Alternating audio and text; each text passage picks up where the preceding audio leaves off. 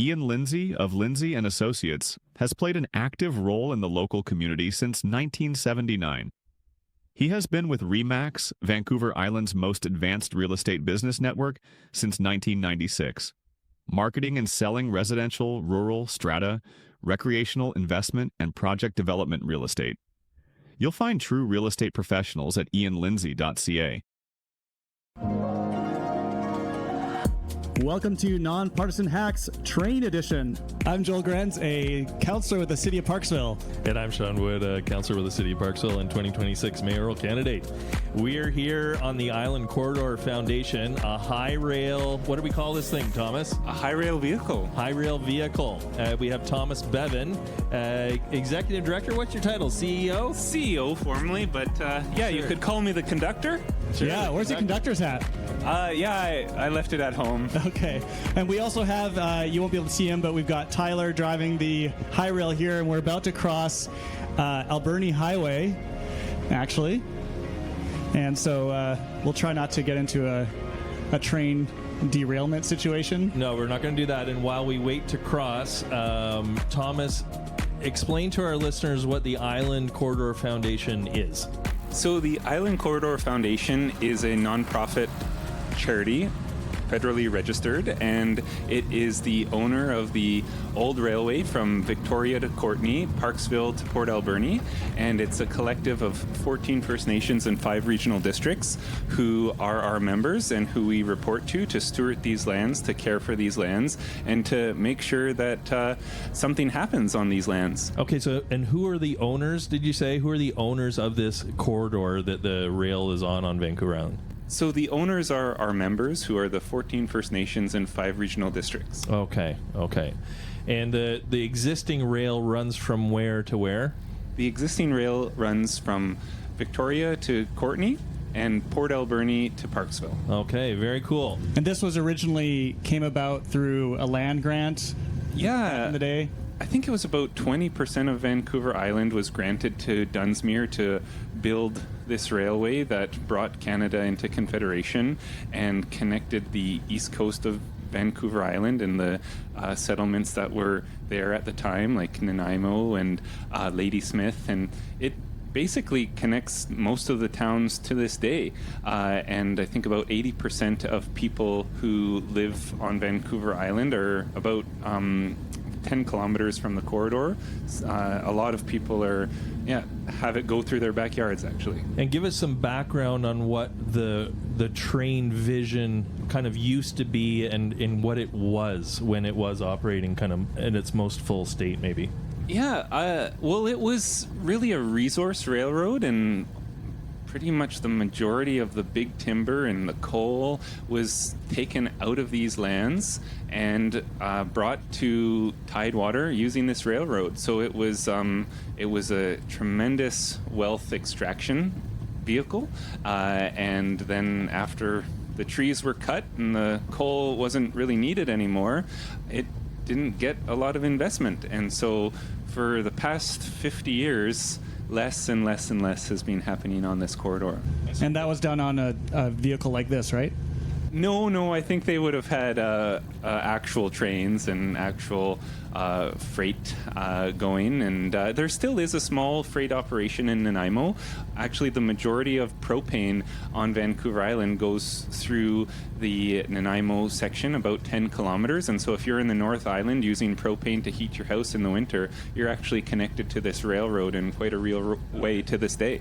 And when it was moving people, what were the expectations, or what were kind of the operations when you were moving people with this rail? Yeah, well, the railroad actually came before the roads. And so I was reading some history of Port Alberni recently, and it was interesting to see how important it was to connect to Nanaimo and Port Alberni. I think it was like a couple-day venture to get to the east side, to get to Victoria by boat. It was very isolated, and the railway, when it came, I think in Port Alberni it was the turn of the century, it connected people to the east side, which was the main population center. So it was tremendously important in moving people 100 years ago, and really even until the 50s, it was a real important people mover, and people going to Courtney, people connecting into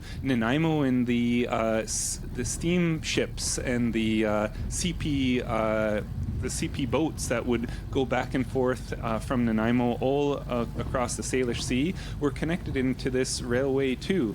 It was really after the 50s that cars became everything, and highways, and yeah, since the 50s the whole people movement has really declined. But up until I think about 2011 there was still a via service, and apparently quite a few people rode it, even though apparently it really was a very awkward schedule. People say it went the wrong way. I think it left Victoria in the morning and went up to Courtney, and then it came back to Courtney in the evening. But apparently it was still somewhat popular even in 2011, but it just wasn't getting the investment to make a service actually something that many people could depend on. And VIA isn't here anymore. We hear from a lot of people, Thomas, that they want full train service. Let's get, fast, high-speed rail, or hey, let's bullet train, or let's tear the rails out and let's put trails. You have a very big job right now, and you're full of positivity, and you've got some things happening.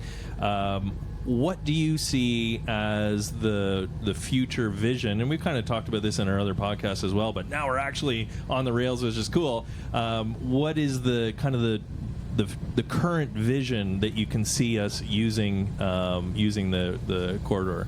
The current vision is 1 mile at a time, and 1 step at a time. Sure. We have to do something and not nothing. And so, right now we're rolling Parksville-to-Coombs. And we're so grateful to RDN for their support and leadership in helping clear back Scotch broom, reduce fire load, help address encampments and other buildups that have been happening on these lands. And so, this is something really exciting and hasn't really been possible for over a decade. So this is something. But then down in Victoria with the Reconciliation Corridor Initiative, people might have heard of the Colwood Crawl. Traffic is a serious problem for commerce, for economic productivity in the Capital Regional District, and they need an answer soon. And so coming together with the nations, with the municipalities, with the CFB Esquimalt, looking at how we could be part of the traffic solution in Victoria for that 15-kilometer stretch, that's another project. In Nanaimo, being part of the planning activities, doing nature path beside the rail this year, that's another little project. So it's just, you eat the elephant one bite at a time. Okay. And so that's our approach. And we're not going back to 1970, I think I said in the last podcast. We're looking to the future, but also we have to be realistic, and a bullet train is not happening anytime soon.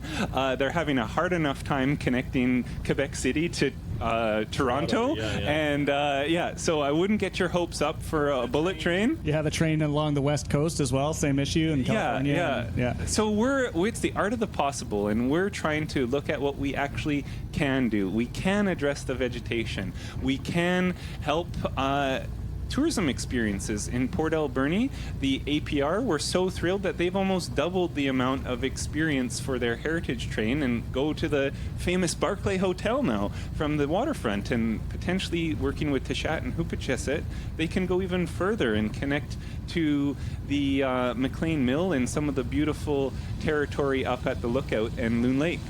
So right now we're going underneath the highway. So just for context for folks, is that we are going under the new highway, the new Island Highway, which is the major transportation corridor now, replacing the train. But I think one of the interesting things that you're doing now is kind of incrementally working towards what the future could look like. And so it's a matter of, first of all, we need to make sure that the infrastructure itself is kept clean and clear. So do you want to talk a little bit about how you're kind of working step by step towards what the future could look like? Yeah, well, the vegetation is our nemesis right now. It is overtaking the corridor and has created serious risk in terms of fire. And last year with the Cameron Lake fire, it was devastating. And so we have learned from that, and we couldn't get behind Cameron Lake to even try to be prepared for the fire as it was approaching the trestles, and to put water on them wasn't possible. Excuse me, my headphones are just slipping here. There we go. And so now clearing this vegetation is helping us get access and helping us keep the trestles clear of vegetation, to be able to deploy sprinklers, to be able to have emergency personnel. And so that's the first step in care, is access. And so in RDN, we're clearing in North Cowichan with Halalt Excavation. They've been doing incredible work to be a part of the Canada Ave project. There's some issues with encampments, fires being lit, and Canada Ave is a very big infrastructure project to replace the water main. So we've been collaborating with the partners there to clear the vegetation, to help keep eyes on the street, eyes on the rail, and to improve the trailway beside. And then in Langford and View Royal, also clearing the vegetation, helping with picking up garbage, helping show that this land is important, and also that if you are using this land, you do need to have agreements. Either if you're a trail user, you're going through an agreement that we have with the regional districts to have public access on the trails. But if you're also, say, parking on the lands, or if you're building things on the lands, you need to have permission. And so we're looking for more enforcement in that regard, and making sure that people are watching. Well, we're going right past a trail here that goes between Parksville and Coombs, and it's a nicely built trail that connects walkers and cyclists along. Cyclists? Yeah, cyclers. But that is actually Island Corridor Foundation land. So how does that work? Yeah, well, we have a trail agreement with the regional district of Nanaimo, and I think that was about 10 years ago or something that was signed. And to have the public come on to these technically private lands. And we really want to be a community builder. We're a charity, we're a non-profit, so we're not in it to get rich, that's for sure. We're in it to serve. How do we serve? I think access is a really important thing, but making sure that access is done in a way that is equitable, that is, riding your bike is a great thing for access, but say if people are running businesses on lands of the corridor, then they need to have agreements to do that, to say have a parking lot or other types of things that could help with their business. We're into, and we have lease agreements with people, but looking for creative ways to partner, to care for the lands. And I think these trails are such a good way when they're put beside the railway to help with vegetation management, help with garbage pickup, help with keeping a fire break, and having people get off the road too and just take a breath. There is so much beautiful land that the corridor runs through, and we want people to be able to respectfully enjoy that land. So rails and trails are not necessarily mutually exclusive? Not at all. Right. Thomas, for everyone who's listening, how wide is this kind of, we called it private land, that it's owned by the members of the ICF. How wide is it, away from the rails itself? It's generally 100 feet, so there's a lot of land. We have about 100 feet times 289 kilometers, and in many places it's actually sometimes 200 feet, sometimes more if there's a big slope. And basically the railway was put in like a swath at the beginning of its history, and it was kind of the first industrial piece of infrastructure, so they just kind of slammed it down. And there are areas of land with big cliffs or steep embankments or other kind of sections that weren't subdividable, and so often they just got kept in that corridor ownership. So there's quite a lot of land, and we just happen to have, I think,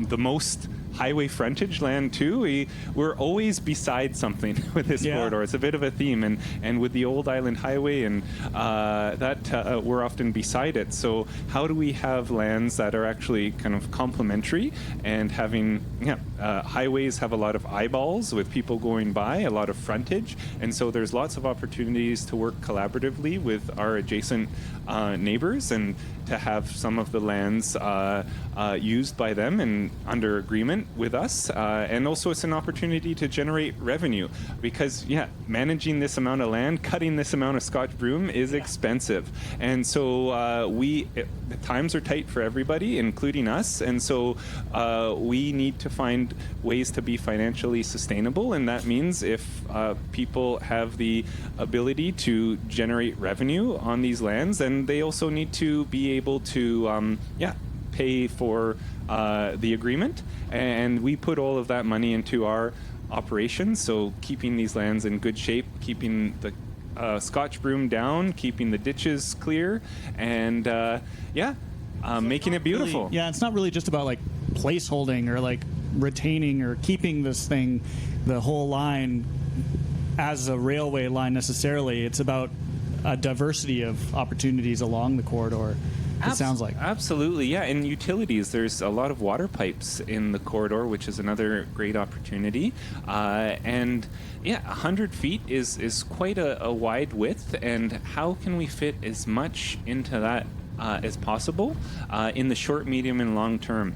And so that's where we're trying to find opportunities, and I guess you could say be less of a placeholder too. I think it's this use it or lose it stage that we're in with the corridor right now, and we're trying our best to use it in productive, thoughtful, and sustainable ways.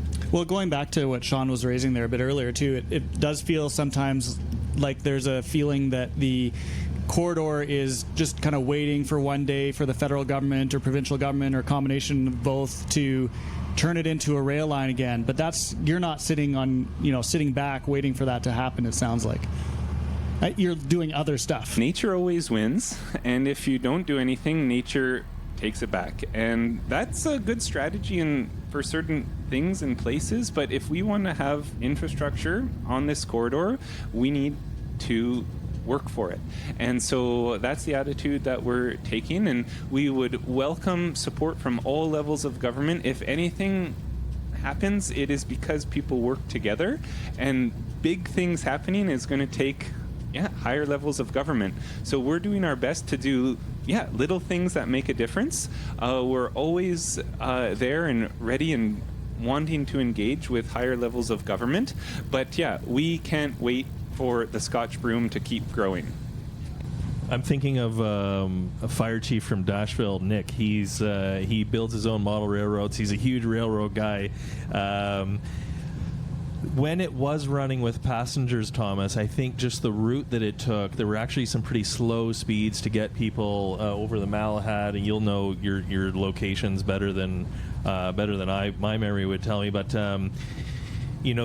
to make that financially viable for pure passenger, I think there's a very romantic idea that people have in their minds. For that to be financially viable, very, very tricky. But if you take smaller chunks and what works here for this part of the rail, the corridor, and what works here for this part of the corridor, that's a much easier. You said, the easiest way to eat an elephant is a bite at a time. That's a much smarter way to kind of look at how we can use the chunks of the corridor. But you're not just biting the one part. Right, you're biting different parts of the elephant at the same time. Mm-hmm.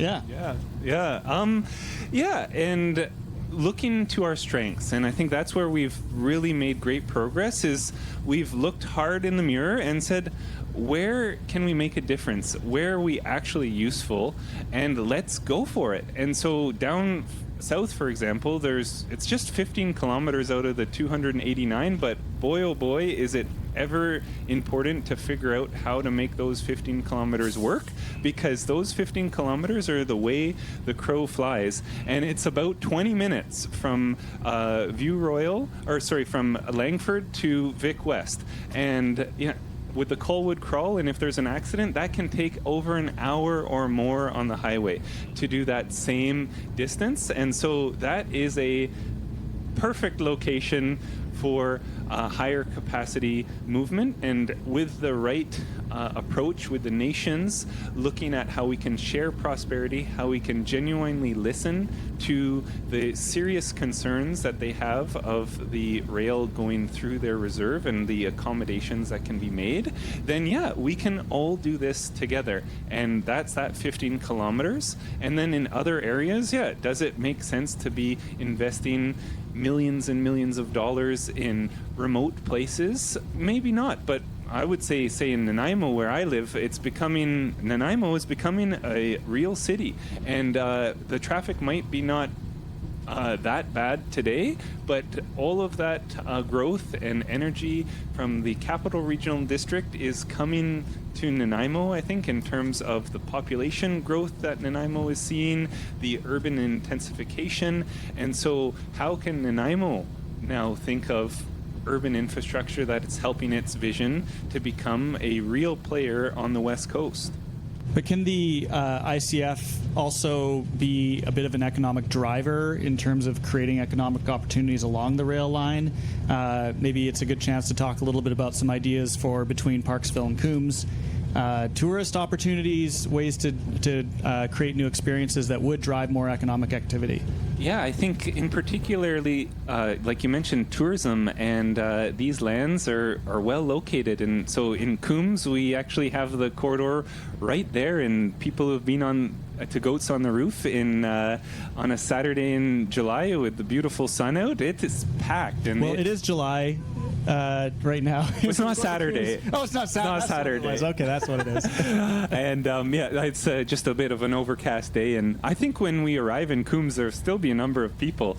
But it's a bit of a traffic jam there, and how the corridor can be helpful in creating a great experience for people to come to Coombs. And we have a water tower that we took down that needed some work, and there's some interest in potentially putting it in another location like Coombs, and potentially looking at ways to attract people. We're working on a project in Ladysmith right now to bring the Chamber of Commerce and Visitors Center to the Transfer Beach area. And yeah, this is actually kind of a forgotten part of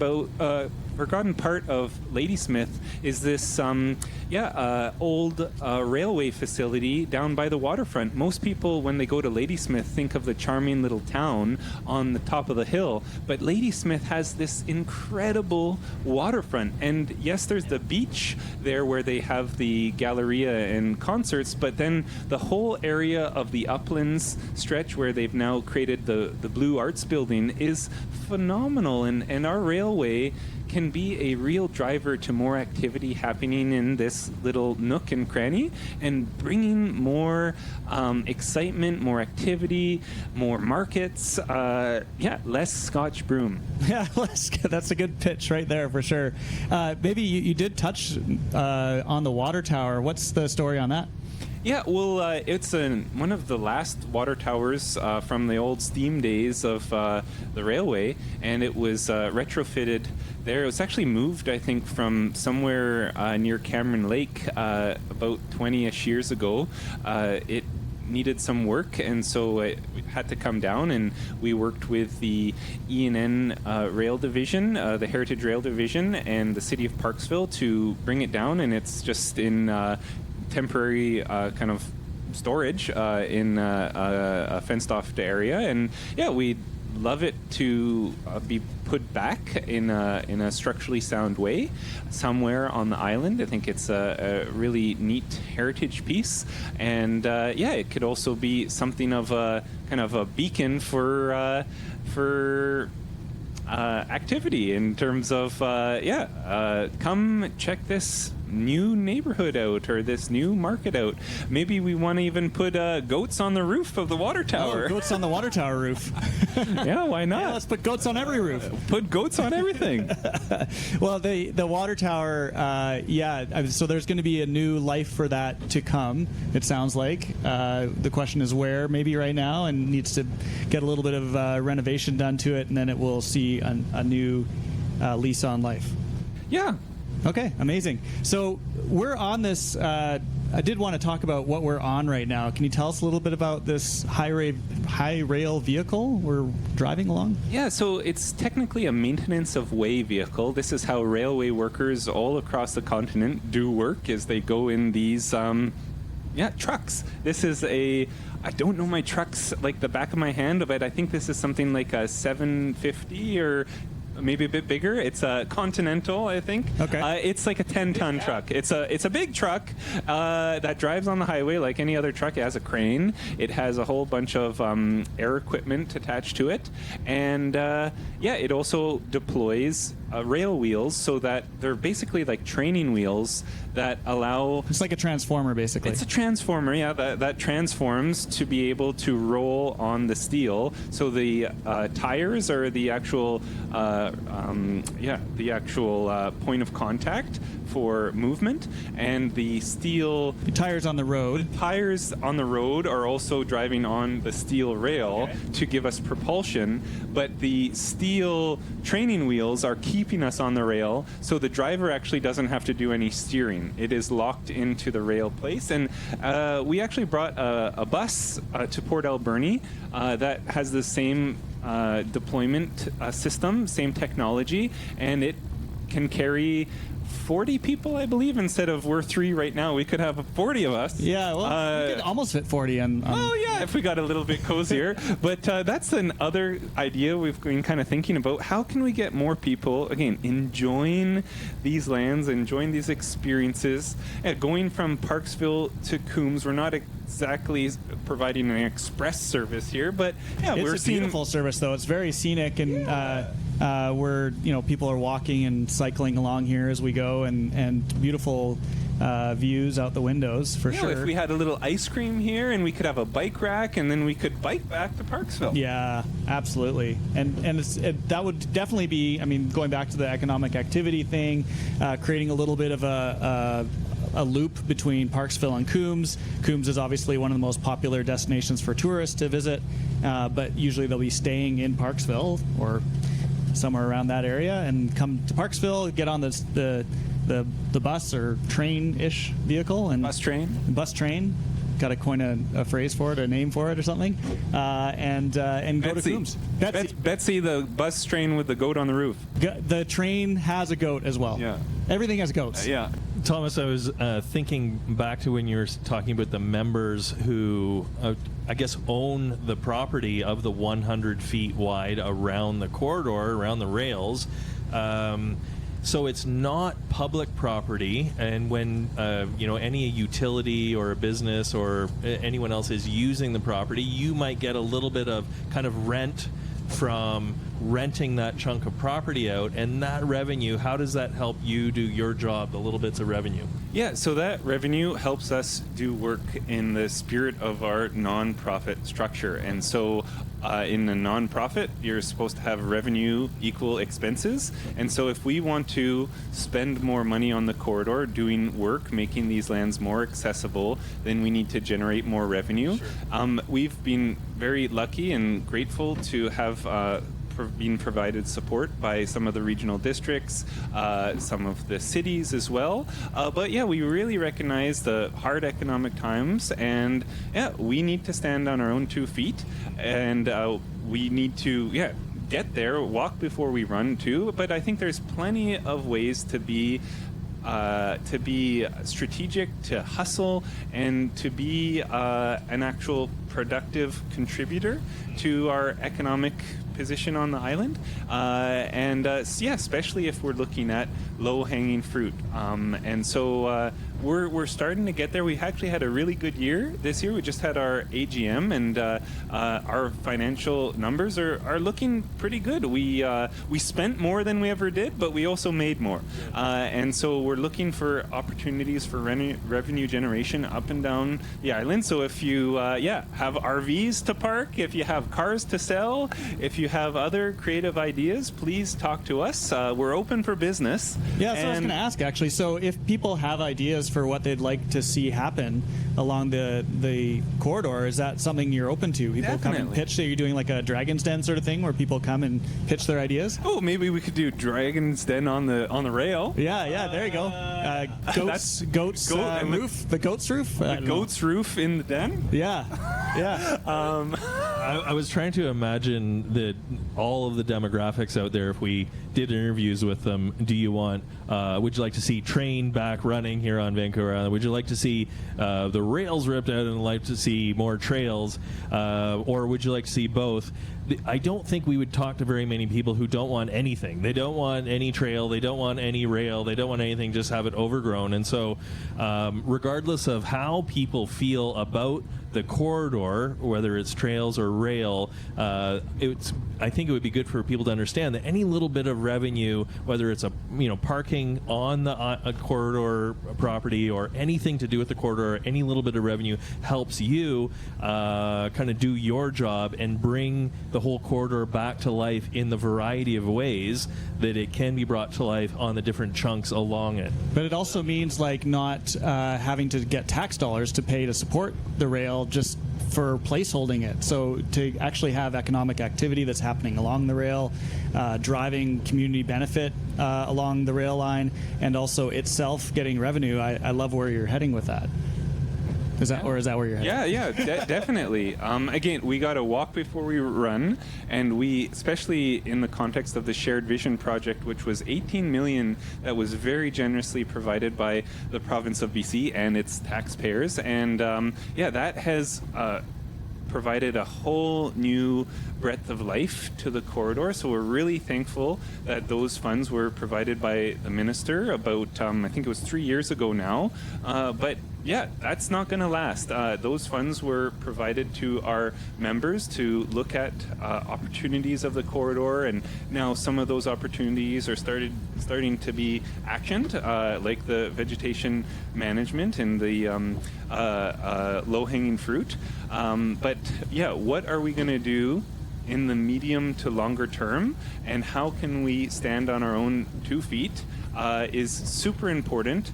I do want to recognize that if there is ever a bullet train or even a actual transportation service, infrastructure is expensive, and so water pipes, highways, buses, they do require a degree of subsidy. And so if this is going to be a actual infrastructure that provides this utility to, say, adjacent properties delivering water, etc., there has to be a degree of kind of investment into that infrastructure, just like there is in a highway overpass that provides for more action around the adjacent parcels to the overpass. So how this corridor can be used as an economic driver, I think, is there's many layers to that position. But yeah, I think particularly in the short term, we need to find ways to generate revenue so that we're not just going with cap in hand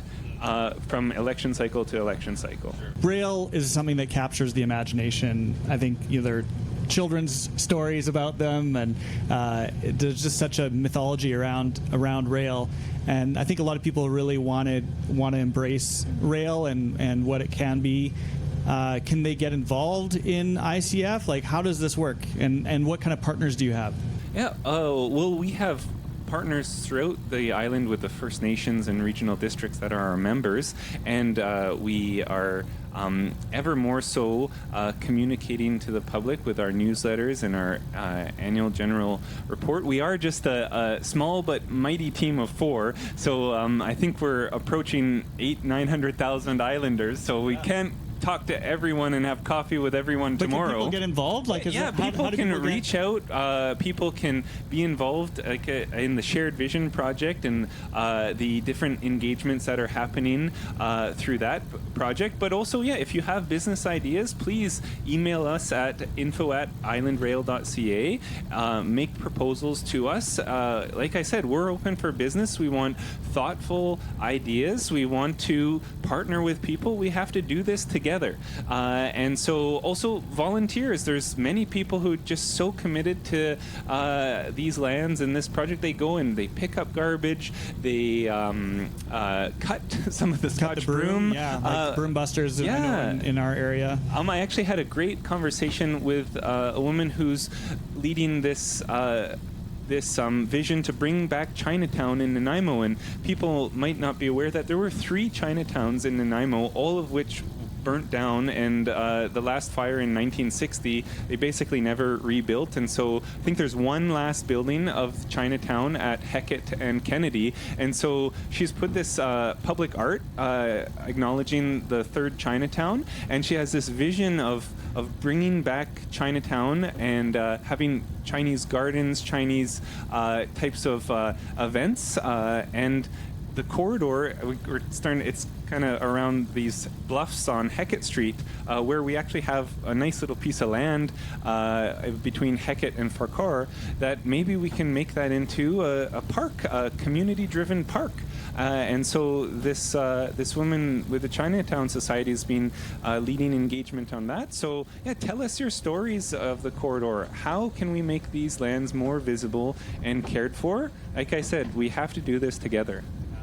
Amazing. Well, Thomas, you're the Chief Executive Officer of the Island Corridor Foundation. You have a gigantic job. I always tell you, you are one of the most positive people that I know. That Vancouver Island is one of the most beautiful properties in one of the most beautiful countries here in Canada. 1 million people are on Vancouver Island, and really appreciate you making some time to take us on a high rail vehicle here and do a mobile podcast. This is amazing. It's my pleasure. Well, thanks so much, guys. You're so much fun to listen to. I'm a big fan of the podcast, and so happy to be here for a second time. And maybe we can be in the dining car next time. Absolutely. Let's make the 3rd time be in the dining car, and we're just about to come up to Coombs here, so I think we're going to grab a coffee here in Coombs, and we've done the little experience of what it could be to go from Parksville-to-Coombs, which is a vision that could be coming to pass, and we look forward to that happening. Thomas, for people who do want to get involved, I think you already mentioned the website and email address. Yeah. That's and Facebook. We try and post once a week, sometimes once every 2 weeks. But yeah, we're pretty busy. We're cutting Scotch broom. We're making it happen one step at a time. So yeah, please.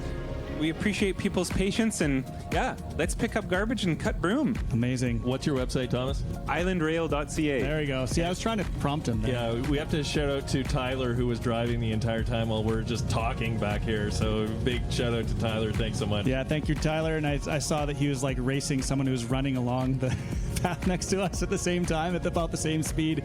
But for anyone who wants to check out other episodes of Nonpartisan Hacks, check us out at nonpartisanhacks.com. Until then, take care of yourself and your community. Ian Lindsay of Lindsay and Associates has played an active role in the local community since 1979.